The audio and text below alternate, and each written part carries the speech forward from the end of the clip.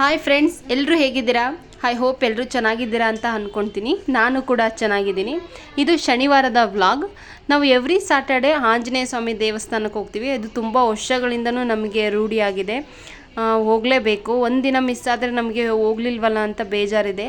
ಆಂಜನೇಯನ ಮೇಲೆ ತುಂಬಾ ಅಪಾರವಾದ ಭಕ್ತಿ ಇದೆ ಫ್ರೆಂಡ್ಸ್ ನಮಗೆ ಸುಮಾರು ವರ್ಷದಿಂದ.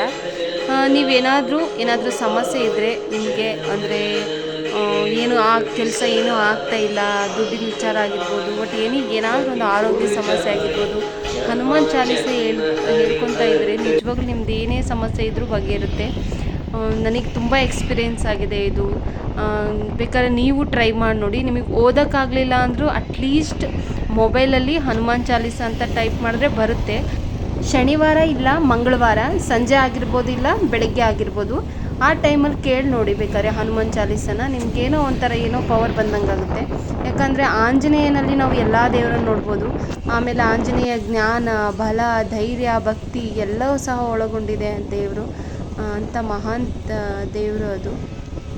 ನಾವು ಯಾವತ್ತೂ ಮಿಸ್ ಮಾಡಿಲ್ಲ ಫ್ರೆಂಡ್ಸ್ ದೇವಸ್ಥಾನಕ್ಕೆ ಹೋಗೋದು. ಬನ್ನಿ, ಇವಾಗ ಶಿಕಾರಿಪುರದಲ್ಲಿ ನಾವು ಹುಚ್ಚರಾಯ ಸ್ವಾಮಿ ದೇವಸ್ಥಾನಕ್ಕೆ ಹೋಗ್ತಿದ್ವಿ. ಕೆಲಸ ಎಲ್ಲ ಮುಗಿಸ್ಕೊಂಡು ಸಂಜೆ ಎಲ್ಲ ಪೂಜೆ ಎಲ್ಲ ಮಾಡಿ. ಇದೆ ನೋಡಿ ಫ್ರೆಂಡ್ಸ್, ಇದು ಹುಚ್ಚರಾಯ ಸ್ವಾಮಿ ದೇವಸ್ಥಾನ ಶಿಕಾರಿಪುರದಲ್ಲಿರೋದು. ಬೇರೆ ಕಡೆ ಎಲ್ಲ ಆಂಜನೇಯ, ಬಜರಂಗಿ ಹಿಂಗೆಲ್ಲ ಕರ್ಸ್ಕೊಳ್ತಾನೆ. ಬಟ್ ಈ ಸ್ಥಳದಲ್ಲಿ ನೋಡಿ ಹುಚ್ಚರಾಯ ಸ್ವಾಮಿ ಮತ್ತು ಭ್ರಾಂತೇಶ ಅಂತ ಕರ್ಸ್ಕೊಂಡಿದ್ದಾನೆ ಆಂಜನೇಯ. ಇಲ್ಲಿ ಸಾಲಿಗ್ರಾಮ ಇದೆ, ಇದೊಂದು ಸ್ಪೆಷಲ್ ಅಂತ ಹೇಳ್ಬೋದು. ದೇವರ ದರ್ಶನ ಎಲ್ಲ ಮುಗಿಸ್ಕೊಂಡು ಇವಾಗ ಸ್ವಲ್ಪ ತರಕಾರಿ ಎಲ್ಲ ತೊಗೊಂಡು ಮನೆಗೆ ಹೋಗ್ತಾ ಇದ್ದೀವಿ. ಯಾರೆಲ್ಲ ನನ್ನ ಚಾನಲ್ ಸಬ್ಸ್ಕ್ರೈಬ್ ಮಾಡ್ಕೊಂಡಿಲ್ಲ ಪ್ಲೀಸ್ ಸಬ್ಸ್ಕ್ರೈಬ್ ಮಾಡ್ಕೊಳ್ಳಿ. Thank you for watching this video. Bye.